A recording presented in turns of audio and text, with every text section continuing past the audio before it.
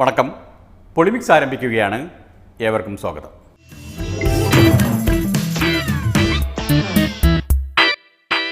KPCC president VM സുധീരൻ്റെ എല്ലാ പ്രത്യാശകളും പ്രതീക്ഷകളും പ്രവചനങ്ങളും തകർത്തെറിഞ്ഞുകൊണ്ടാണ് LDF അധികാരത്തിൽ വന്നത്. സുധീരൻ്റെ ഏറ്റവും വലിയ പ്രതീക്ഷ ഇതായിരുന്നുവല്ലോ. LDF വന്നാൽ എല്ലാം ശരിയാകും എന്നുള്ള മുദ്രാവാക്യം, അതിൻ്റെ അർത്ഥം ഇപ്പോഴാണ്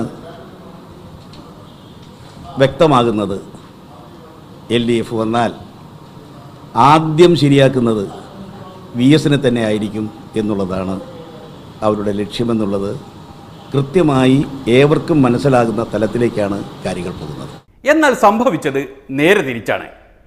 LDF അധികാരമേറ്റ ശേഷം ചേർന്ന ആദ്യത്തെ മന്ത്രിസഭാ യോഗത്തിലെ തീരുമാനം തന്നെ സുധീരൻ്റെ പ്രതീക്ഷകളെ തകർത്തു കളഞ്ഞു.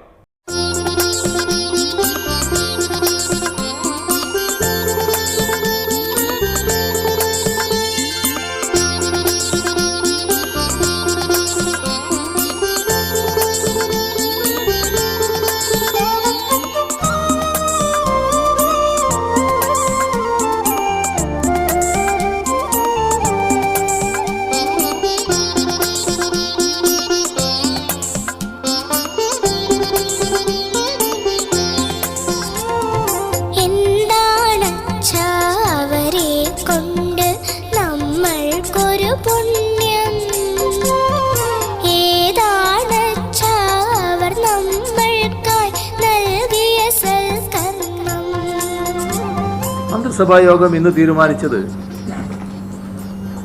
ക്ഷേമ പെൻഷനുകളുടെ കാര്യമാണ്. ക്ഷേമ പെൻഷനുകളുടെ കാര്യത്തിൽ ഇപ്പോൾ ഉള്ള കുടിശ്ശികയാകെ കൊടുത്തു തീർക്കണമെന്ന് തീരുമാനിച്ചിട്ടുണ്ട്. കുടിശ്ശികയുടെ കാര്യം ഓർമ്മയുണ്ടല്ലോ.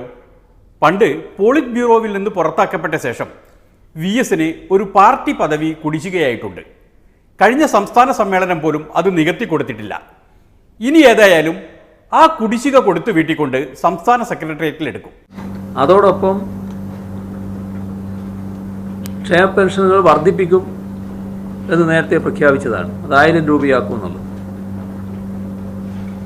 അപ്പോൾ 1000 രൂപയാക്കുന്ന നടപടികൾ 1000 രൂപയാക്കാൻ തീരുമാനിക്കുന്നു. അതിൻ്റെ ബന്ധപ്പെട്ട നടപടികൾ ഇതിൻ്റെ തുടർച്ചയായിട്ട് ബജറ്റ് വരുമ്പോൾ അതിൻ്റെ ഭാഗമായി വിശദാംശങ്ങൾ പ്രഖ്യാപിക്കുകയും ചെയ്യും.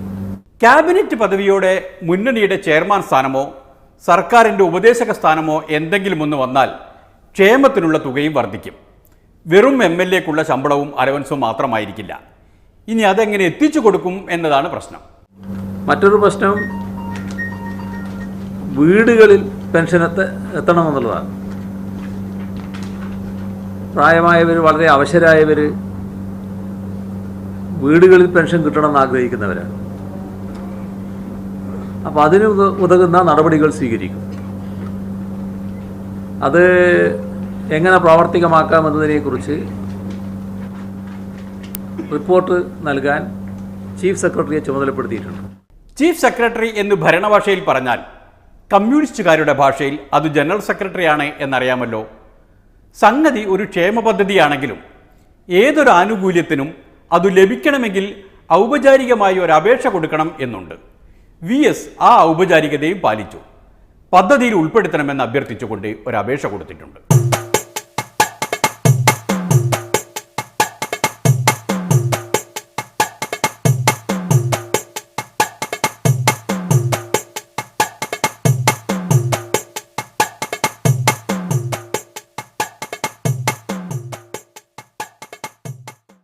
ഇനിയും പൊളിമിക്സിന് ഒരു സംശയം കൂടി ബാക്കിയുണ്ട്.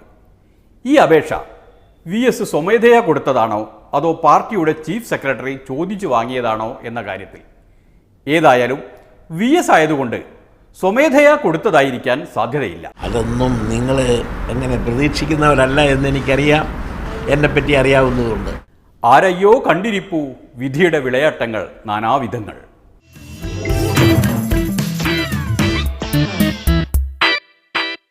അച്യുതാനന്ദൻ്റെ അത്ര തന്നെ പരിതാപകരമായിരിക്കില്ല ഉമ്മൻചാണ്ടിയുടെ അവസ്ഥ എന്നാണ് പൊളിമിക്സിന് തോന്നുന്നത്. രാജിവെച്ചിറങ്ങുമ്പോൾ സെക്രട്ടേറിയറ്റിലെ ജീവനക്കാർ ഉമ്മൻചാണ്ടിക്ക് സമ്മാനമായി കൊടുത്തത് ഒരു മാന്ത്രിക കണ്ണാടിയാണ്. അതിൽ നോക്കിയാൽ താൻ ആഗ്രഹിക്കുന്ന ദൃശ്യങ്ങൾ കാണാനാകും.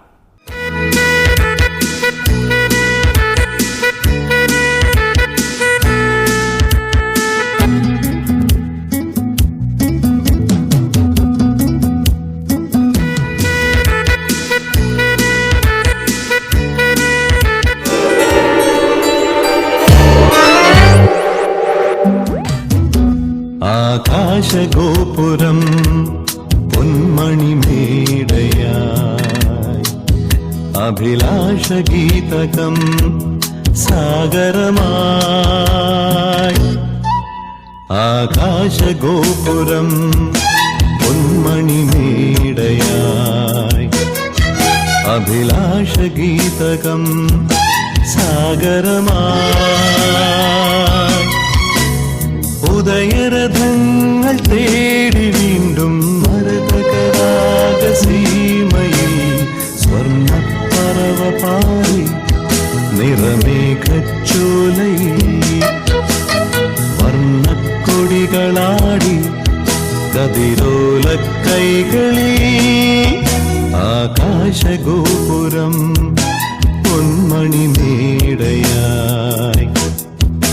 സ്വപ്നാരണ്യമാകെ കളമെഴുതുമീ തെന്നലിൽ നിഴലാടുന്ന കപട കേളിയൊരു നാടകം. സ്വപ്നാരണ്യമാകെ കളമെഴുതുമീ തെന്നലിൽ നിഴലാടുന്ന കപട കേളിയൊരു നാടകം. കൺമുകരുമീ പൂത്തിരളിനും കരനുകരുമീ പൊന്മണലിനും അഭയം നൽകുമാർദ്രഭാവന. ഹാ, സുഖങ്ങൾ വെറും ജാലം. ആരറിവൂ നിയതിയുടെ ത്രാസ് പൊങ്ങുന്നതും താനേ താണുപോകുന്നതും എന്നു പാടിയ കുമാരനാശാനെ നമിച്ചുകൊണ്ട് പൊളിമിക്സ് ഒരു ഇടവേളയിലേക്ക് കടക്കുകയാണ്. അതു കഴിഞ്ഞാലും വിധിയുടെ വിളയാട്ടങ്ങൾ ഉണ്ടാകും.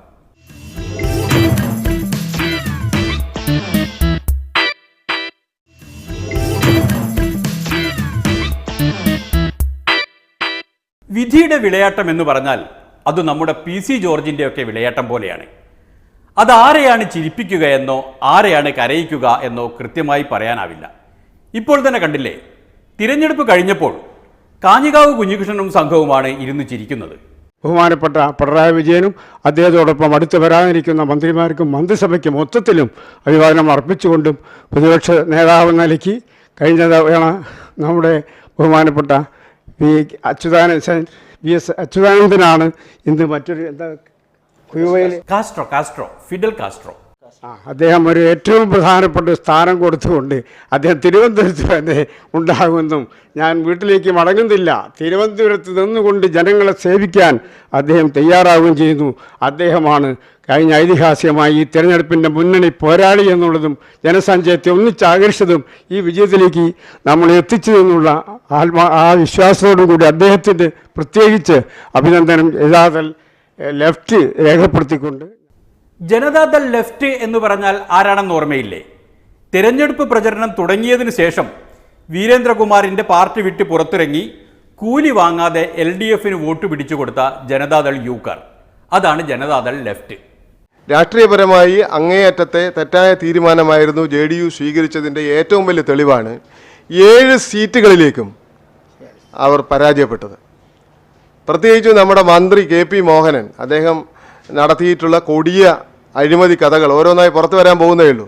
ഇതൊക്കെ പറയുമ്പോൾ തെരഞ്ഞെടുപ്പിന് മുമ്പ് JDUവിന് ഇടതുമുന്നണിയിലേക്ക് ക്ഷണം കിട്ടിയതാണ് എന്നോർക്കണം. ഇപ്പോൾ സോഷ്യലിസ്റ്റുകാരുടെ സ്വാഭാവിക സ്ഥാനം എവിടെയാണ്? അത് ഇടതുപക്ഷത്താണ്. അതിനെപ്പറ്റി യാതൊരു തെറ്റിദ്ധാരണയും വേണ്ട. അത് ഇടതുപക്ഷത്ത് ഉറപ്പിച്ചിട്ടുള്ള സ്ഥാനമാണ് സോഷ്യലിസ്റ്റുകാരുടെ. അപ്പോൾ സോഷ്യലിസ്റ്റുകാരെ ജനങ്ങൾ കാണാൻ ആഗ്രഹിക്കുന്നത് ഇടതുപക്ഷത്താണ്. ജനങ്ങൾ ആഗ്രഹിക്കുന്ന തരത്തിലെത്തണമെങ്കിൽ തിരുത്തേണ്ടത് തിരുത്തുക തന്നെ വേണം. ഇങ്ങനെ ചൊല്ലിക്കൊടുത്തിട്ടും കേൾക്കാതെ വീരൻ മുതലാളിയും മോൻ മുതലാളിയും UDF തന്നെ തുടരുകയായിരുന്നുവല്ലോ. ഒന്നോർത്താൽ കഴിഞ്ഞ ലോക്സഭാ തെരഞ്ഞെടുപ്പ് തന്നെ വീരനെ നല്ലൊരു പാഠം പഠിപ്പിച്ചതാണ്. പാലക്കാട്ടിൽ നടന്ന പാലക്കാട് തെരഞ്ഞെടുപ്പ്, ലോക്സഭാ തെരഞ്ഞെടുപ്പ്, അവിടെ ഉണ്ടായ UDF സ്ഥാനാർത്ഥിയുടെ പരാജയം, ഞാനായിരുന്നു സ്ഥാനാർത്ഥി. അതേക്കുറിച്ച് അന്വേഷിച്ച് റിപ്പോർട്ട് സമർപ്പിക്കാൻ UDF ഒരു കമ്മിറ്റിയെ നിയോഗിച്ചിരുന്നു. അറിയാലോ, ലോക്സഭാ തെരഞ്ഞെടുപ്പിൽ വീരൻ വീട്ടുമുറ്റത്തെ മരത്തിൽ നിന്ന് പറിച്ച പണം 18 ഒഴുക്കിയിട്ടും പാലക്കാട് സുഖമായി തോറ്റു. അതെങ്ങനെ സംഭവിച്ചു എന്ന് പഠിക്കാനായി UDF സാക്ഷാൽ R. ബാലകൃഷ്ണപിള്ളയുടെ നേതൃത്വത്തിൽ ഒരു കമ്മിറ്റിയെയും വെച്ചുകൊടുത്തു. ബാലകൃഷ്ണപിള്ള ഒരു പക്ഷേ UDF ഒന്ന് പോയിരിക്കാം. ബാലകൃഷ്ണപിള്ള അധ്യക്ഷനായി ഉണ്ടാക്കിയ റിപ്പോർട്ട് അതേപടി UDF സമർപ്പിക്കാനും അത് ജനങ്ങളുടെ മുമ്പിൽ കൊണ്ടുവരാനും UDF ബാധ്യതയും രാഷ്ട്രീയ ഉത്തരവാദിത്വമുണ്ട്. പാർലമെന്റ് തെരഞ്ഞെടുപ്പിൽ മാത്രമല്ല, പഞ്ചായത്ത് തെരഞ്ഞെടുപ്പിലും UDF ബാന്ധവം ജനതാദൾ യുവിന് നഷ്ടക്കച്ചവടമായിരുന്നു. ഞങ്ങൾക്ക് UDF തരുമെന്നാണ് തീരുമാനിച്ചത്. LDFന്റെ കൂടെ നിന്ന് ജയിച്ച സീറ്റുകളിൽ അവരെ ഘടകകക്ഷികൾ മത്സരിക്കാതെ ബാക്കി വെച്ച സീറ്റുകൾ ഞങ്ങൾക്ക് തരികയാണ് ചെയ്തിട്ടുള്ളത്. അത് ഞങ്ങൾ 600-270ലേക്ക് പോകും. പഞ്ചായത്തിലും പാർലമെന്റിലും അക്കിടി പറ്റിയതുകൊണ്ട് നിയമസഭാ തെരഞ്ഞെടുപ്പിന് മുമ്പെങ്കിലും LDFിലേക്ക് ചാടി രക്ഷപ്പെടാമെന്ന് എല്ലാവരും പറഞ്ഞതാണ്. 12 ജില്ലാ കൗൺസിലുകൾ ഐകകണ്ഠേന ഇടതുപക്ഷ ജനാധിപത്യ മുന്നണിയുമായി UDF വിട്ട് ഇടതുപക്ഷ ജനാധിപത്യ മുന്നണിയിലേക്ക് തീരുമാനമെടുത്ത് പോകാൻ വേണ്ടി പ്രസിഡന്റിന്റെ അനുഗ്രഹത്തോടു കൂടി തന്നെ ആ തീരുമാനങ്ങൾ എടുത്തത്. ആ തീരുമാനങ്ങളെല്ലാം ഒരു സംസ്ഥാന ഭാരവാഹി 5, 6, 7 പേരുള്ള ഒരു സംസ്ഥാന ഭാരവാഹി യോഗം ചേർന്നിട്ട് ആ 12 ജില്ലാ കൗൺസിലുകളെയും ഐക്യകണ്ഠേന എടുത്ത തീരുമാനങ്ങളെ കാറ്റിൽ പറത്തിക്കൊണ്ട് UDFിൽ തന്നെ തുടരാൻ തീരുമാനിച്ച അങ്ങേയറ്റം ജനാധിപത്യ വിരുദ്ധമായ ഒരു തീരുമാനം ഉണ്ടായിട്ടുള്ളത്. അങ്ങനെ UDFിൽ നിന്ന വീരന്തൾ സമ്പൂർണ്ണ പരാജയത്തിന്റെ കയ്പ് നുണയുമ്പോഴാണ് ജനതാദൾ ലെഫ്റ്റുകാർ ഇരുന്ന് ചിരിക്കുന്നത്. എല്ലാവരും JDU ലെഫ്റ്റിലേക്ക് കടന്നു വരണം. സോഷ്യലിസ്റ്റുകളുടെ ഒരു പുനരേകീകരണത്തിന് ഞങ്ങൾ നേതൃത്വം കൊടുക്കുകയാണ്. സ്പ്ലിൻഡർ ഗ്രൂപ്പുകളായി പല മേഖലകളിലായി പല സ്ഥലങ്ങളിലായി നിൽക്കുന്നവരും അതുപോലെ തന്നെ അസംതൃപ്തരായ JDUവിലുള്ള സോഷ്യലിസ്റ്റുകളെ എല്ലാം കൂട്ടിച്ചേർത്തുകൊണ്ട് ഒരു വലിയ രാഷ്ട്രീയ പ്രസ്ഥാനം കേരളത്തിൽ ഉണ്ടാക്കിയെടുക്കുന്നതിന് വേണ്ടിയിട്ടുള്ള പരിശ്രമത്തിലാണ് ഞങ്ങൾ. അത് വേണോ അതോ ജനതാദൾ എസിലേക്ക് പോയി ലയിക്കണമോ എന്ന കാര്യം ആലോചിക്കണമെന്ന് ജനതാദൾ ലെഫ്റ്റുകാരോട് പൊളിമിക്സ് നിർദ്ദേശിക്കുകയാണ്. കാരണം അവിടെ മാത്യു ടിയും സംഘവും നിറഞ്ഞു ചിരിക്കുകയാണല്ലോ.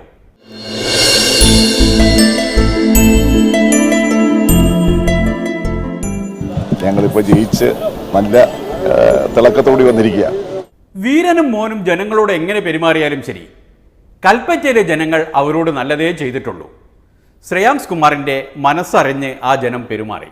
ഞാൻ എൻ്റെ മണ്ഡലത്തിൽ നൽകിയുള്ള സൂചന ഞാൻ മത്സരിക്കാനില്ല എന്നാണ്. കാരണം ഞാൻ 2 ടേം മത്സരിച്ചു, 10 വർഷം MLA ആയി. മറ്റുള്ളവർക്ക് ആവണ്ടേ? സ്ഥിരമായിട്ടൊരു ഏർപ്പാടേ ശരിയാവുമോ? പുതിയ വികസന സമീപനങ്ങൾ വരണം, പുതിയ കാഴ്ചപ്പാടുള്ള ആൾക്കാർ വരണം. ഞാൻ തന്നെ നിന്ന് ചോദിച്ചാൽ എൻ്റെ അതേ ഒരു വികസന കാഴ്ചപ്പാടും എൻ്റെ അതേ ഒരു സമീപനം കൊണ്ട് മാത്രം പോരല്ലോ.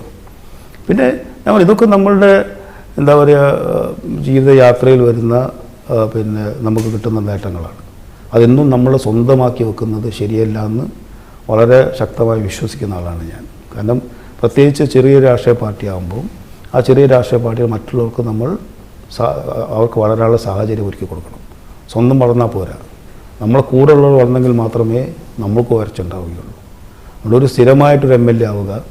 10 കൊല്ലമായാലും ഞാൻ സംതൃപ്തനാണ്. പിന്നെ കുറച്ച് കാര്യങ്ങളൊക്കെ ചെയ്യാൻ സാധിച്ചില്ല, ഇനി കുറേ ചെയ്യാൻ പറ്റുമായിരുന്നു. പക്ഷെ ഇനിയും അതൊരു പിന്നെ തുടർന്ന് കൊണ്ടുപോകണമെന്ന് എനിക്ക് വ്യക്തിപരമായ ആഗ്രഹമില്ല. അത് ഞാൻ എൻ്റെ പാർട്ടി വേദികളിലും പറഞ്ഞിട്ടുണ്ട്.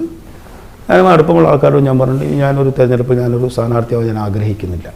ഇത്രയും പരിശുദ്ധമായ സോഷ്യലിസ്റ്റ് മനസ്സുള്ള ഒരാളെ അയാളുടെ താല്പര്യം മാനിക്കാതെ പിടിച്ചു നിർത്തി മത്സരിപ്പിച്ചാൽ തോൽപ്പിച്ച് വീട്ടിലിരുത്തുക എന്നതല്ലേ ജനങ്ങൾ ചെയ്തു കൊടുക്കേണ്ടത്? അതുതന്നെയാണ് കൽപ്പറ്റയിലെ ജനങ്ങൾ ചെയ്തതും. ഏറ്റവും നല്ല സോഷ്യലിസ്റ്റുകളായ കൽപ്പറ്റയിലെ വോട്ടർമാരെ അഭിവാദ്യം ചെയ്തുകൊണ്ട് പൊളിമിക്സ് ഒരു ഇടവേളയിലേക്ക് കടക്കുകയാണ്. അതു കഴിഞ്ഞാൽ കടുത്ത സോഷ്യലിസം പഠിക്കാം.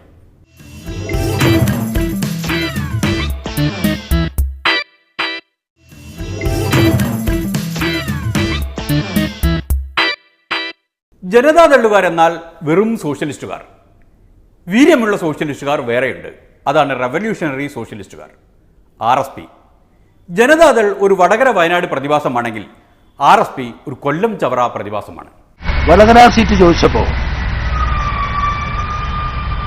അവിടെ ജയിച്ച മുല്ലപ്പള്ളി രാമേന്ദ്രൻ അടക്കം കോൺഗ്രസ് നേതൃത്വം പറഞ്ഞു അതൊരു സിറ്റിംഗ് സീറ്റാണ്, സിറ്റിംഗ് സീറ്റ് കൊടുക്കുന്നത്. പാലക്കാട്ടിൽ മത്സരിക്കണമെന്നും അതിന്റെ സമ്പൂർണ്ണ ഉത്തരവാദിത്തം അവർ ഏറ്റെടുക്കുന്നു എന്നും പറഞ്ഞത് അവരാണ്, ഞങ്ങളല്ല. അത് കഴിഞ്ഞു. അതിന്റെ റിപ്പോർട്ടിനെ കുറിച്ചാണ് ഞാൻ ആദ്യം പ്രതികരിച്ചത്. അതേ അവസരം കഴിഞ്ഞ തെരഞ്ഞെടുപ്പ് വരെ ഇടതുപക്ഷ മുന്നണിയിലുണ്ടായിരുന്ന RSP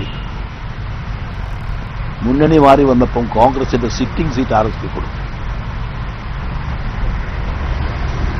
അത് വടകരക്ക് ബാധകമല്ല, കൊല്ലത്ത് ബാധകമായി. ആ രംഗം പൊളിമിക്സിന് ഓർമ്മയുണ്ട്, ശരിക്കും ഓർമ്മയുണ്ട്. കഴിഞ്ഞ ലോക്സഭാ തെരഞ്ഞെടുപ്പ് കാലത്ത് LDFൽ സീറ്റ് വിഭജന ചർച്ച നടക്കുന്നതിനിടയിലാണ് RSPക്കാർ ഇറങ്ങി വന്ന് ഇങ്ങനെ പറഞ്ഞത്. 16ാം ലോക്സഭാ തെരഞ്ഞെടുപ്പിൽ കൊല്ലത്ത് RSP ഒറ്റയ്ക്ക് മത്സരിക്കാൻ തീരുമാനിച്ചു. കൊല്ലത്ത് ഒറ്റയ്ക്ക് മത്സരിക്കും എന്ന് മാത്രമല്ല കേട്ടോ അന്ന് പറഞ്ഞത്. ഞങ്ങൾ ഒറ്റയ്ക്ക് മത്സരിക്കുമ്പോൾ ആര് സഹായിച്ചാലും ആ സഹായം ഞങ്ങൾ സ്വീകരിക്കും. ആ സഹായം വന്നത് കോൺഗ്രസിൽ നിന്നാണ്. കോൺഗ്രസുകാർ അവരുടെ സിറ്റിംഗ് MP ആയ പീതാംബരക്കുറുപ്പിനെ പിൻവലിച്ച് RSPയുടെ പ്രേമചന്ദ്രന് സീറ്റ് കൊടുത്തു. അതേസമയം LDFലായിരുന്നപ്പോൾ സീറ്റ് ചോദിച്ചപ്പോൾ CPMകാർ ഒളിച്ചു കളിക്കുകയായിരുന്നു എന്നാണ് RSP അന്ന് ആക്ഷേപിച്ചത്. ഇപ്പോൾ സ്ഥാനാർത്ഥി നിർണയം നടന്നു.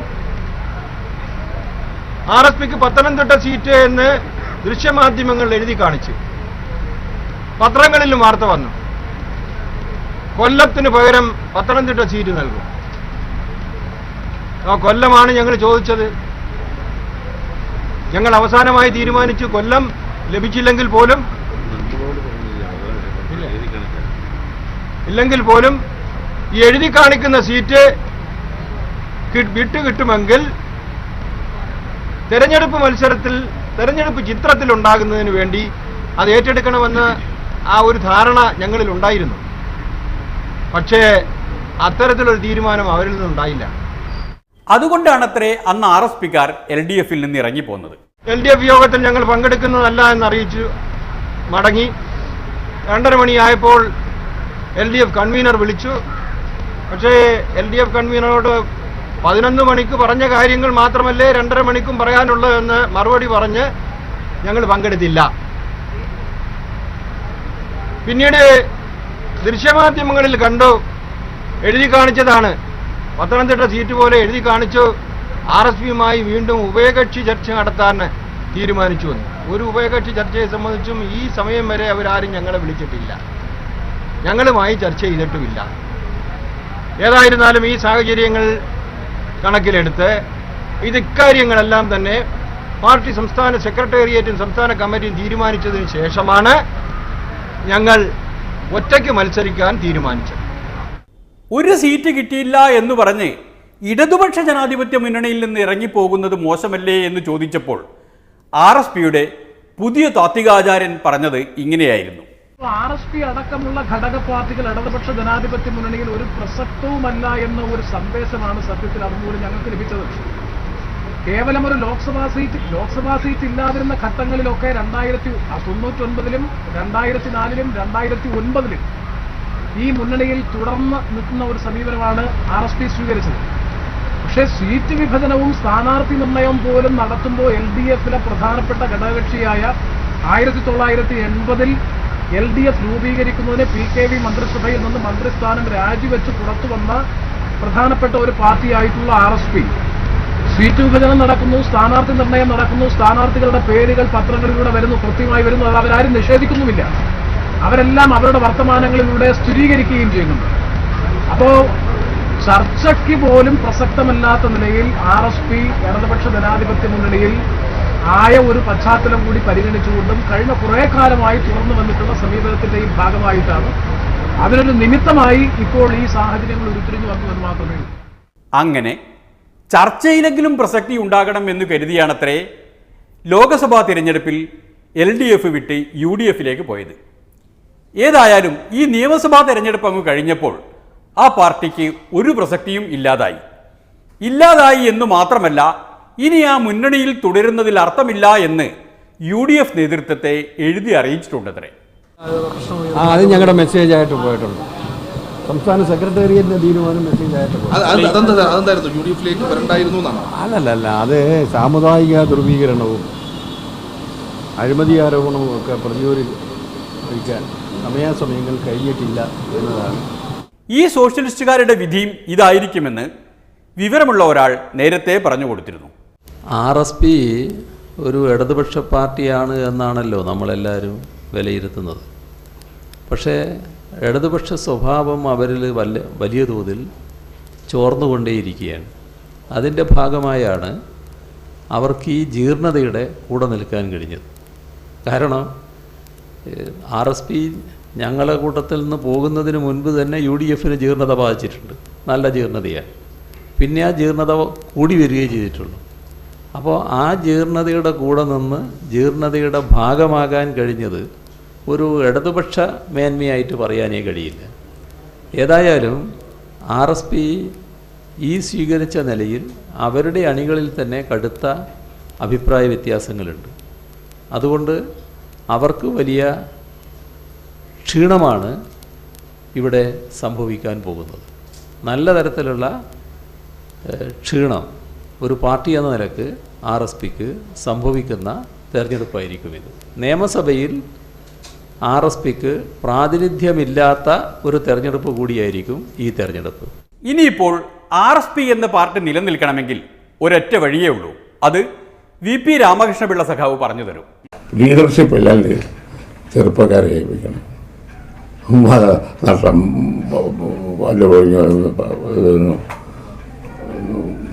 കഴിവില്ലാത്തതിനെയൊക്കെ പിടിച്ച് സെക്രട്ടറിയാണ് പാർട്ടി ലീഡർഷിപ്പിൽ കൊണ്ടുവന്ന് എങ്ങനെ പാർട്ടി ശരിയാവും? ഈ പാർട്ടി ശരിയാവണമെങ്കിൽ ഇന്ന് നിലവിലിരിക്കുന്ന ഒരുപാട് ചെറുപ്പക്കാരുണ്ട്, നല്ല ചെറുപ്പക്കാരുണ്ട്. എനിക്കറിയാവുന്ന, ഞാൻ ഇത്രയും പ്രായമായിട്ട് കൊണ്ടുള്ളത്, ഇത്രയും പ്രായമായിട്ട് നല്ല ചെറുപ്പക്കാരുണ്ട്. അവരെയൊക്കെ ഈ പാർട്ടി ലീഡർഷിപ്പ് കൊണ്ടുവരാൻ ആരെങ്കിലും അതിന് ചുമതലയെടുക്കണം. ആരത് ഏറ്റെടുക്കും എന്നതാണ് ചോദ്യം. ഒന്നുകിൽ പ്രേമചന്ദ്രൻ ഏറ്റെടുക്കണം. പക്ഷേ പ്രേമചന്ദ്രന് പിണറായിയുടെ വിശേഷണ പദങ്ങൾ ഭയമായതിനാൽ അദ്ദേഹം അത് ഏറ്റെടുക്കാൻ സാധ്യതയില്ല. അങ്ങനെയാണെങ്കിൽ കോവൂർ കുഞ്ഞുമോൻ്റെ പാർട്ടിയിൽ ലയിപ്പിച്ചുകൊണ്ട് RSP എന്ന രാഷ്ട്രീയ പുരാവസ്തുവിനെ നിലനിർത്തണമെന്ന് അതിൻ്റെ നേതാക്കളോട് അഭ്യർത്ഥിച്ചുകൊണ്ട് പൊളിമിക്സ് ഇന്നിവിടെ അവസാനിക്കുന്നു. ഇനി കാണും വരെ അഭിവാദ്യങ്ങൾ, വിപ്ലവാഭിവാദ്യങ്ങൾ.